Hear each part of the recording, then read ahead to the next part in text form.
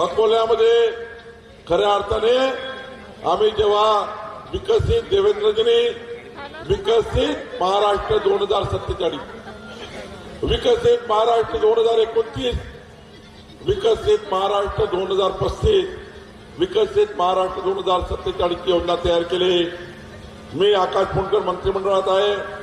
जेव्हा आम्ही योजना बघितली, या महाराष्ट्राला विकसित करण्याकरता देवेंद्रजींनी 48 विभागावर या विकसित अकोल्याची योजना तयार केली। आता जन्म झालेलं बाळ, उद्या जन्म होणारं बाळ, 23 वर्षानंतरचा अकोला, 23 वर्षानंतर अकोला कसं राहील याचा विकास आराखडा देवेंद्रजींनी तयार केला। 2047 मध्ये अकोल्याच्या विकासाचा योजना आणि बंधू भगिनींनो, नुसता रस्ता वीज पाण्याचा विकास नाही आहे, तर या ठिकाणी समाजाच्या शेवटच्या गरीब माणसाच्या कल्याणाकरता आपलं सरकार काम करणार आहे।